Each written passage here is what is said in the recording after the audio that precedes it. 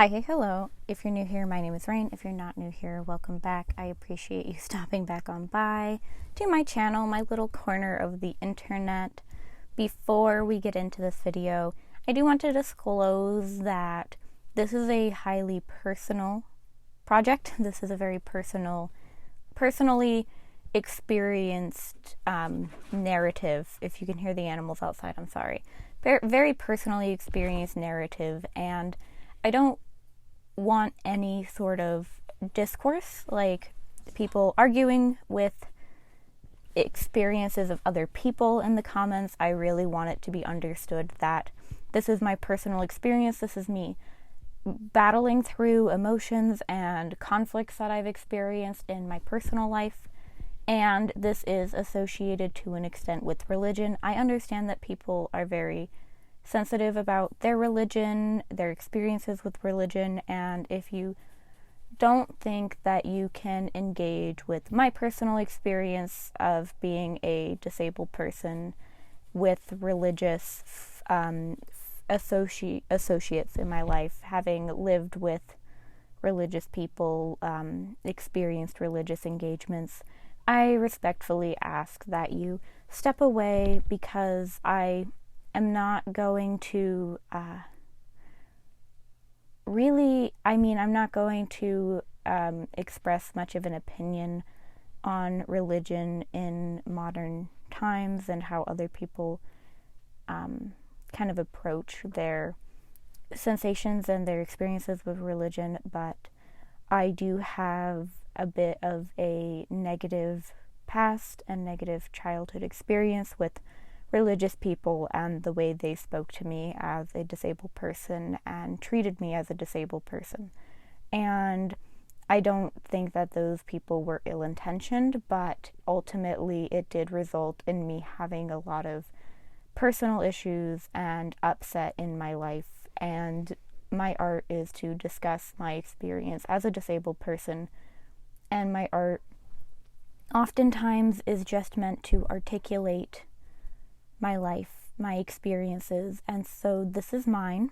And I understand there are many disabled religious people out there who find a lot of comfort and happiness in their religion. I'm personally atheist or agnostic. I don't really care. I don't really think about it. It's not something that I particularly have any feelings towards, so I am not anti-religion in any capacity, but I understand that these can be very firm beliefs that people have, and the rhetoric that was said that caused me so much pain as a child are very commonly used points of rhetoric, and I understand that it can be a sensitive topic and hurt people's feelings and offend them the same way it hurt my feelings and offended me. So I respectfully ask that if you have particular sensitivities about these sorts of discussions, that you tread with caution. I will not accept any sort of arguing and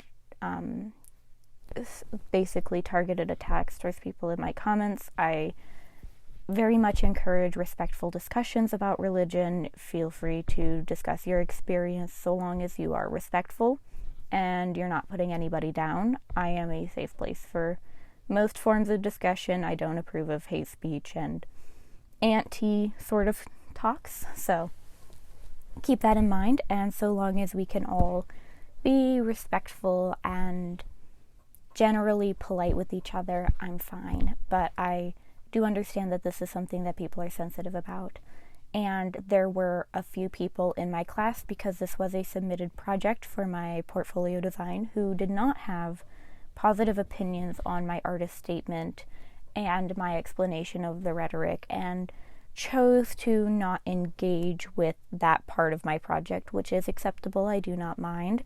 My art, while it is about disability oftentimes, at least digitally speaking, I also want my work to be attractive and for people to be able to enjoy it without having to enjoy the artist statement. I want this to be a visually appealing piece for people who don't wish to follow my narrative, or for people who wish to engage with the creation of their own narrative and their own personal kind of thoughts on the piece, create their own meaning from it, so long as it's safe, I guess would be the best way to put it. And so with that, and me requesting that everyone be respectful, for the people who made it this far, I would appreciate it if you watch it all the way through, because ultimately this will have some nuance to it, and I don't wish for people to kind of take one point and misconstrue what I'm intending.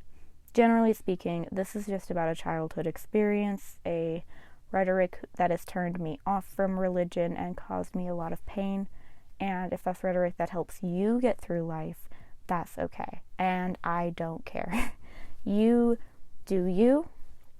You live the life you need to live and how you need to live it for you to be happy and comfortable without hurting people. This hurt me. So that's kind of where we're at. And I understand it's contentious. And I understand that people don't generally think about it this way. So ultimately, when my disability started getting bad, I was a rather young child. Now, I wasn't really raised in a particularly religious household. My mother believed in God, but she did not really believe in Christianity. It was more of a spiritual point of being, not a Christian or Catholic faith. My distant relatives are Christian, and then my much more distant relatives who live in New York and are related to my deceased grandpa, so I haven't talked to them. I know they are Catholic, and I know a lot of rhetoric and traditions in my family come from my mother being raised in that more Catholic environment, Italian Catholic. That's where they immigrated from, and much of it is indicative of the heritage they were raised in. It hasn't really changed much with the American influence over the last couple generations. And so with that in mind, I wasn't really raised in a highly religious household. And so with that, I was approaching this piece mostly from experiences of people finding out that I'm not religious, or I don't hold much of a religious affiliation. I didn't as a child, I don't now. And with that, they thought that finding God would help me with my disability, which is something that can help a lot of disabled people. I understand that some people really benefit from finding comfort in the idea of a higher power and all of those sorts of ideas and concepts, which is not really my issue with the topic. So if you are disabled and religious, all the more power to you. I am beyond grateful whenever disabled individuals, people like me, can find a comfort that makes living a disabled life a little bit easier. I instead found that a lot of the rhetoric, because I was so young, I was 6 at the time when it was starting to get more prominent in my life, and my health was going downhill, but we didn't really know what was happening. It is within that age that people would kind of put on their kid talking voice, their kind of let's be gentle and careful kind of tones, and they would tell me that it's okay and it's going to get better because it's all God's plan and it's all His doing, and He has that goal in mind for me, and I'm one of His strongest warriors. You know, the rhetoric of God gives His toughest battles to His strongest warriors.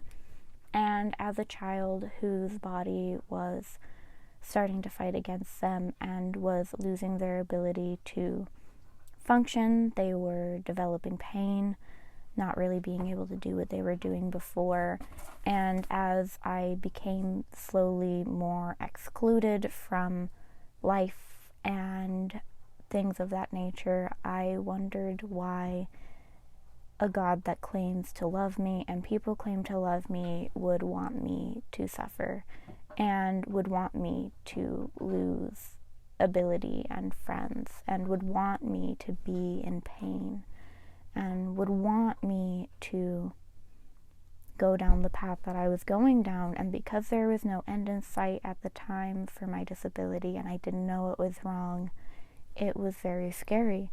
And I never really got over the process because I'm still getting worse with my disability, and my health is continuing to go downhill, and I'm continuing to lose capacity, and I'm getting more and more excluded from normal life as I become more dependent on the people whom are actively in my life to take care of me and aid me in things like going to places, making appointments that are long distance. As I work an all-virtual job and things of that nature, I find myself in the position where, as my health has continued to get worse, and it got a lot worse between the ages of 10 to 16, and I was starting to lose mobility for the first time and really being confronted with the fact that I don't have a diagnosis that is benefiting me treatment-wise. I'm going through all of these health plans. I'm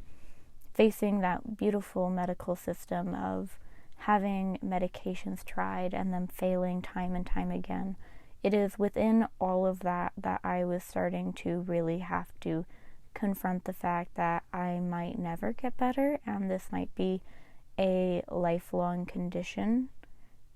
Because of the chronic invisible illness, there were hopes for treatment at a point in this process. And so in that, and I found that childhood friends of friends, things of that nature, as their parents told me that it was God's plan and that this is what He wanted for me, and that I'm just a strong warrior, that I became more and more disenchanted with the religious people in my life, as I found that people were dismissing my suffering and dismissing my pain as God's plan, instead of extending sympathies and understanding, and instead of the comfort that I actually needed as a chronically ill child, and as somebody who was in a lot of pain and having a very, very difficult time accepting the fact that my life was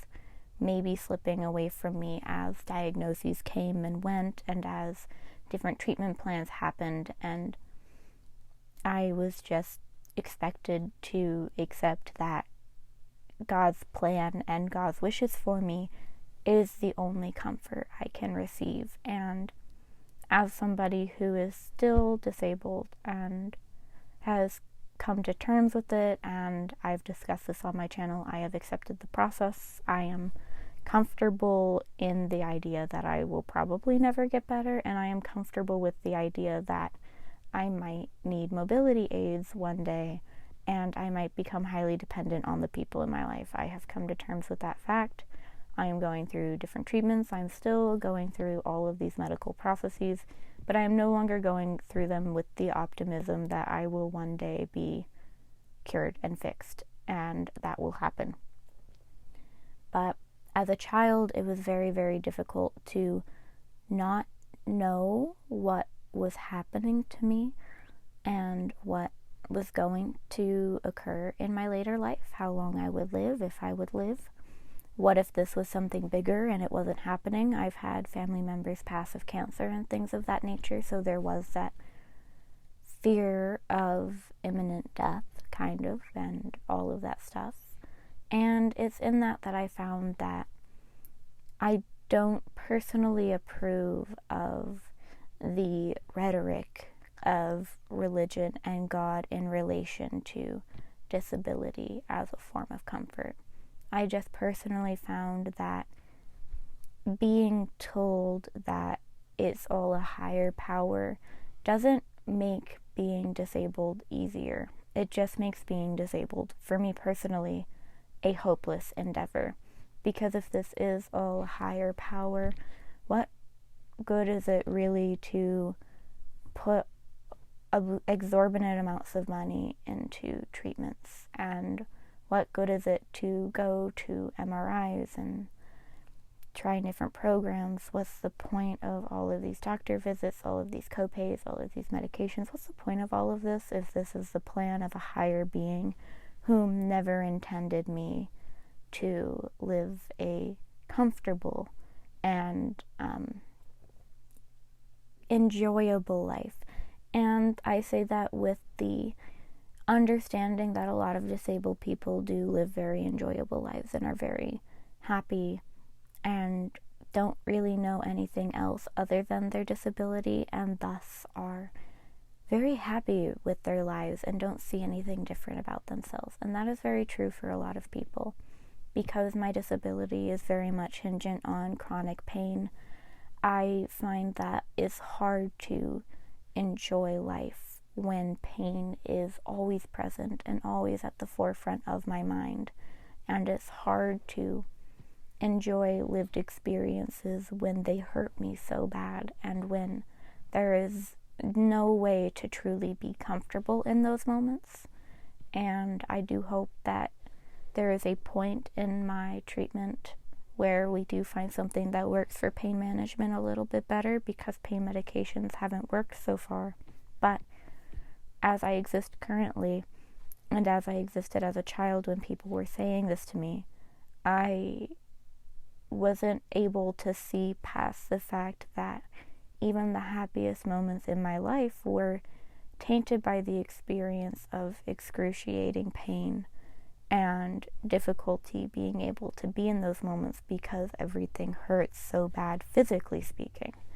And it's within that I wondered that what is the point of living through this life if my purpose as assigned by this God is to be in pain and never truly get to enjoy the experiences that other people my age, kids my age, were getting to have and enjoy, and all of those sorts of things. And so it's within that I personally found that a lot of the religious rhetoric, personally, that provides a lot of people comfort, made being and living through my life more difficult. And so, with a disregard for the debate between religion and science and how those relate to each other, I found that even if there is some higher power, this is me personally, truly, even if there is a higher power that I simply don't believe in, the rhetoric discussed about this higher power and all of that make living so much more difficult for me. It's impossible for me to enjoy my life with the idea that I'm suffering for something, for the enjoyment of another, for the plan of another, and I don't find comfort in the idea of an afterlife. I don't find comfort in the notion that I will get to experience an afterlife where I'm no longer disabled or something of that nature, because it's either that there is an afterlife of what? Eternal suffering and continued pain, or I will be better and I won't have gotten to have that experience of being better whilst I was alive. And I don't like the idea of having to simply accept that I'm disabled now so I can enjoy death, and that doesn't bring me any comfort either. And so I find comfort in the notion that this is the only life that I will experience and remember, and that when I pass I won't have to be in pain anymore, and that will be the end of my purpose in the world. I will have been an artist, I will have encouraged people with my art, I will have talked about my disability, I will have created characters, I will have provided people enjoyment within the arts that I create, I will have fostered a community of people who also like art, I will have hopefully become a college professor and been able to create that enjoyment, that pleasure of getting to experience art at the higher education level and becoming an artist as an adult and all of those things, or helped people pursue their dreams of being an artist through the education process. It's within that I will have my purpose, and once I pass, I will pass. And if I leave a legacy, I do. If I don't, I don't. And it's within the idea that I am in control of my purpose in life, and that there is no predetermined destiny and no God's plan, that I am able to be happy with my disability, accept my disability, and accept that if it gets worse, it gets worse, but I will still be able to pursue my own passions and my dreams, and that I'm doing this for no one other than myself and the people that I love in life. Yes, Iris, you're stinky. Thank you for coming to visit me. And it's within that I find my comfort. And so I do really respectfully ask that people who disagree with this rhetoric understand that ultimately you can discuss religion in my comments section, and you can tell me your experiences, and I will listen, and I will engage with the discussion, and I will validate those experiences, so long as they're true to you and they're polite. But ultimately, I have been around a lot of very religious people of different religions. My grandma's a Buddhist. My mother still greatly believes in God. I've known a lot of Christian people. I had gone to church a few times when I was 6 years old, and very much had a very negative experience for the same reasons previously discussed. There are a lot of churches where I am. Yes, Iris, I know.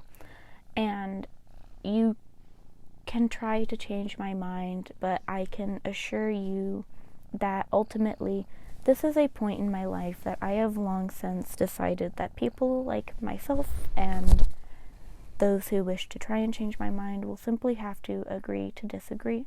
I respect you and your religion, and I hope that you can respect that this is what makes life easiest for me. This is what makes me happy, and I hope we can all collectively understand that there isn't probably any changing my mind, and there's no changing your mind, and that ultimately, if that results in some sort of damnation for me, I'm okay with that, because at least I got to live my life with the knowledge that I'm making people happy through my art, and I pursued it with my greatest ability and my joy, and I didn't let my disability and the concepts of God, which made me question art, give up on art, question whether life is worth living, and all of those things. It is within that I hope we can understand that this is what makes me able to live, and if your religion helps you live and help you get through life, that is wonderful. And I hope we can all understand that we can validate each other's experience whilst not agreeing with their interpretation of such. And in that, I can validate disabled people whom are religious, of any religion, and their experiences and what that gives to them and how that benefits them, without personally pursuing that and relating to that. So please, I know that the internet is a very contentious point, and this is something that's very near and dear to a lot of people.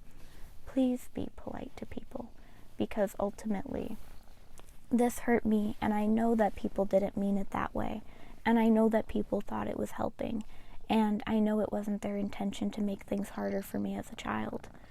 And it is in that I am not ill-intentioned, or I'm not bitter about the experience per se. It's in knowing that we all have different interpretations of such, that I'm able to know that they thought they were doing the right thing, and it just didn't work for me, and that it might do a lot for other people, and it might help a lot of other disabled children, and a lot of other people who are struggling with their health. So please be respectful. I've found that YouTube is a lot more polite and nice, and genuinely a much, much better community than what I found on Instagram. And it's in that I hope that truly I don't have to have any issues with moderation, and we can all be understanding people. And I do treat this delicately. I usually am a bit more brash and vulgar and hard-headed in my opinions, but this is one where I've been validated by disabled people, and I've had pushback all the same, and I enjoy both. I enjoy being validated that other people had this experience like I did, and that I'm not interpreting it completely wrong, and that there are other people who found a lot of comfort from this. So I hope in that we can understand that this piece provided a lot for me, and writing the artist statement provided a lot for me. I didn't really realize how much it had bothered me until I sat down and I allowed myself to approach this topic and create a piece on it. And so this was a very helpful illustration for me personally. And in that, the actual piece itself, I know I talked for a long time about the artist statement, but I tend to find that the artist statement, I usually build before the piece. I usually at least define the primary issues that I want to vent out of myself and the emotions I want to process before I get to the piece. And so the piece was less informed than the artist statement overall. I really did approach this illustration from the point of feeling kind of defeated and lambasted by God and punished by God.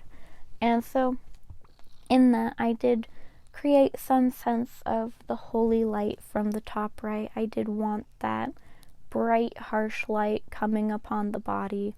I did want darker shadows, and I did want non-white wings. I did think it was important to indicate that it feels like not being wanted, and it feels like being some sort of fallen sort of angel, if one at all, and it is in that kind of banishment towards dark and suffering and pain, as people describe hell and as people describe the punishments of hell.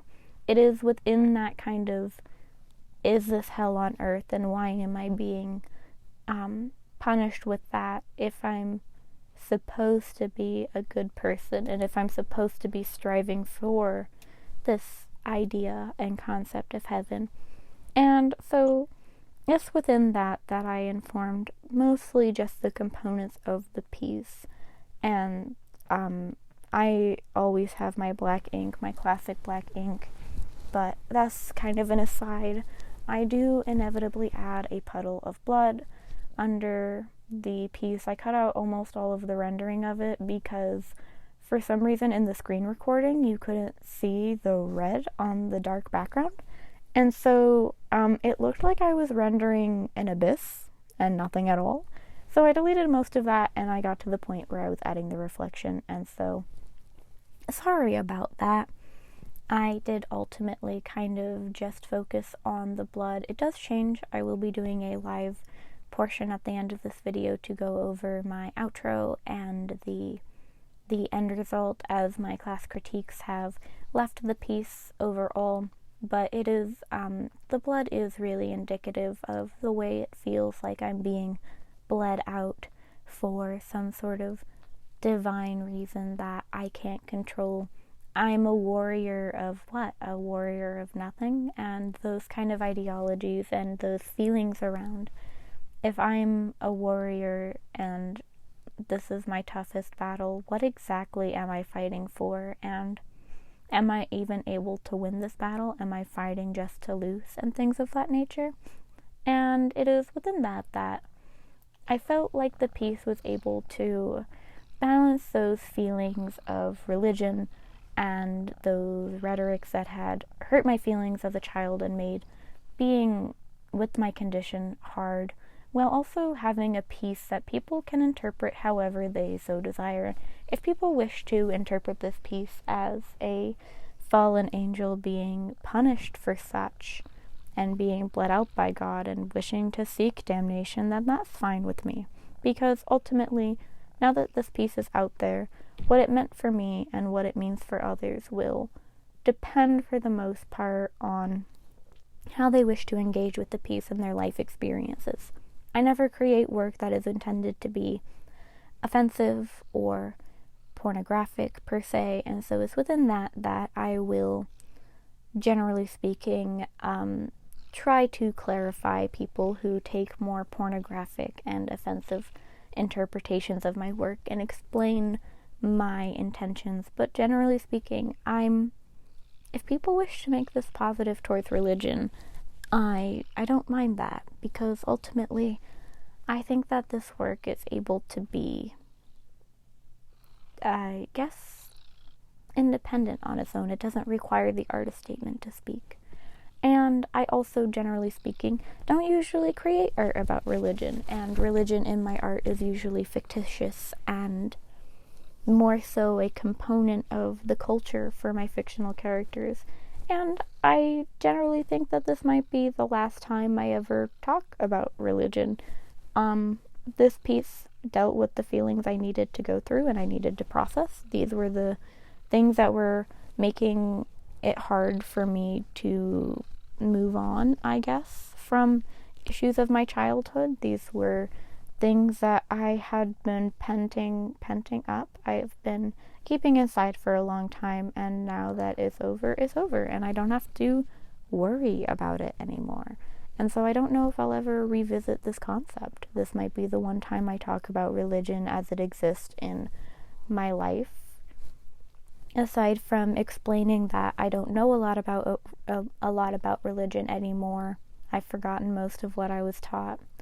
And so when I do approach concepts in my art and my illustrations for narrative reasons and fictitious reasons, I might misinterpret, or I might just use iconography. A lot of art is inspired by religious themes, and a lot of old art is religious in nature, and that inspires a lot of modern art. And so it's within that it will come up, but it won't necessarily be personal to me, of course. So within that, I probably won't actually talk about religion again on my channel. So hopefully, if this was a video that was more difficult to go through, I know we're not done.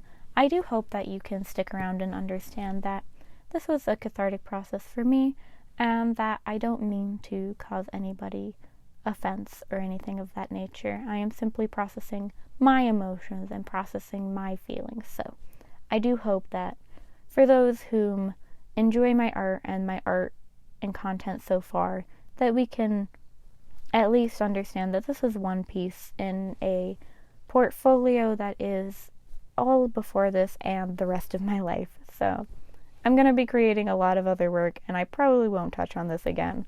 But if you have any questions and inquiries about my experience and how I dealt with them, do ask. I am willing to discuss this more in my comments if people want to approach that and have thoughts and opinions that could be benefited from that, of course.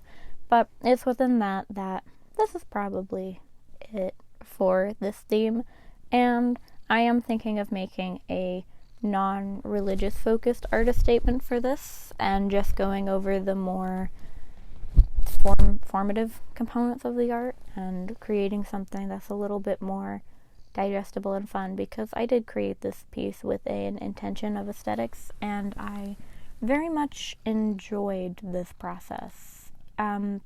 When it came to really rendering the skin and the lighting and the blood, I had kind of forgotten what my overall meaning had been and what I was really striving for in the piece in the first place, because it became so much more about enjoyment of the art and the process, and generally really finding my digital art style the way I want to. I had taken my color palette for this piece from some Baroque period art.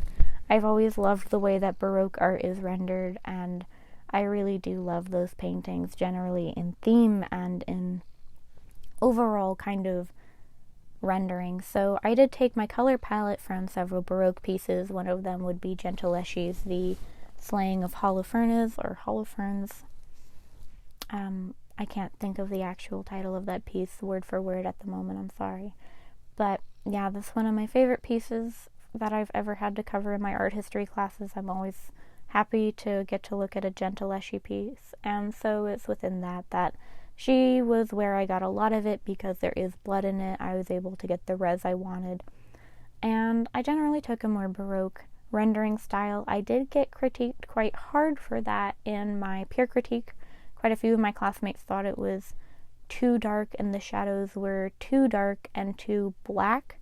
Most of my shadows are purple and kind of bluish in tone and brown, but my color palette came from Baroque art, and so generally speaking, I was approaching those harsh dark shadows with very, very deep colors, and it's within that I really wanted to kind of create that sensation, because there is a lot of religious Baroque art, and it did feel a little bit more indicative of the time and the piece and all of that stuff. So it was a bit of a double-edged sword, and I kind of dismiss those class critiques. I usually generally like to incorporate them, but I definitely didn't want to change the color palette that I had taken from to the point where I was no longer being Baroque in my being Baroque, creating a more Baroque adjacent style for coloring and incorporating that into my style. So I generally didn't really take much of those, unfortunately, and those were the people who also kind of dismissed my artist statement, which is okay. Didn't really mind that. Some of my peers had some thoughts on the way the shadows laid. I do think that I probably could have harshened the shadow along the back of the character a bit more and generally have the wings cast a bit more of a shadow, but I wanted that holy light, and I don't really think that shadow was beneficial towards the creation of the feeling of that and the glow of the skin and all of that nature. So it is a little bit different than it could be when it comes to having more realistic shadows and realistic depictions of such, but I'm very happy with how it turned out, and I don't like the way it looks with those changes. I did experiment with them a little bit. I only dampened the overall brightness a touch, increased the color of the blood a little bit later on, but generally there's that. My professor wanted me to bring the blood to the edges of the piece. I'll show that later because I don't have a screen recording of it. So there's that. Generally though, I'm very satisfied with how this looks, and I'm happy with the Baroque style and the body and the composition, and I'm happy with the way I rendered it. So this was a very satisfying piece, and I am generally beyond stoked at how, even though it is a very dark piece, it does call a lot of attention to the depth of it, the vacancy. It does create a bit of a pit-like feeling trapped in the bottom of a deep, dark place. It is also adjacent to the feelings and the experience, while also being able to create more narrative for people who don't wish to engage with the artist statement. So ultimately, I feel that aside from the Baroque style apparently not being quite as good in terms of the general use of colors when it comes to shading, I do think that this is probably my strongest work in a while in terms of the actual body. So I think this might be my most well-rendered physical body to date, and definitely my most well-rendered proportionately speaking. I was seeking a realism feel in terms of the body. I know I tend to, with my character design, approach the body in a bit more of an elongated way, and longer fingers, and a bit more of a longer neck as well. Long legs, long hands, and long necks. So I did try to approach it a little bit more with a realism touch to it, and I think it worked out for the piece. I think that proportionately, if I would have approached this pose in my more general style, the stuff that I tend to do a bit more when it comes to my character design and my non-disability art, it just wouldn't have had the same touch to it. It wouldn't have felt quite right. I think it would have skewed it a little bit too much. So I'm not sure though. I do feel like my digital art tends to be a bit more proportionately accurate unless I'm doing a basic standing pose. So maybe it's more that. maybe I just prefer the way traditional drawings look with messy proportions or not fully accurate proportions. I do love the look of long, slender fingers though, and big hands, so maybe I did draw the hand a bit big. I did try to follow my own hand pretty well. My hands are big for the size of me, not necessarily big hands though, so yeah, just know that I did the pose for the piece when it came to figuring out the proportions, so I am referencing a photo of myself. Do know that I'm a very small person, and so when it comes to the general proportions, this is a very short person proportionately, so generally if things look a bit odd in terms of the hand, I am large-handed, very small, and I do think I have kind of big feet for a person of my height, so that foot might have been a little messy, but other than that, the pose should be pretty solid. I think I stuck to the reference pretty good this time, which is a shock. I feel like I never follow my references very good, but you know, that was one of the bigger parts of it, having to look at a picture of myself to get down the entire sketch and everything like that, figure out my proportions and all of that. I generally do take my own reference photos, but there is just something about something that's so face focal. Like, I feel like a lot of my posing that I do, I'm not actually looking at the camera. It's more of a general shape. It's a bit more gestural. I don't generally draw poses that are quite this complex in terms of figuring out proportions, so I had to look at myself a bit more than usual. I couldn't just gesture this one out as easily as I would usually, so that wasn't very fun for me. Did not enjoy that part of the process for sure, but not a big deal overall. I do think it was worth the experience of drawing this pose, and I do think I got it down enough I could do it without having to stare at myself quite as much, so that's kind of one of my goals for the year, next year, I guess. I do want to work more in difficult poses and poses I don't generally do, so, you know, first step, I do need to find a way to more effectively get funky poses though, because I can't, you know, move much, so I do hope that that gets easier soon. Luckily, I don't need to talk a lot about the final changes that were made because of critiques and stuff, because Pumpkin is not letting me do anything alone right now.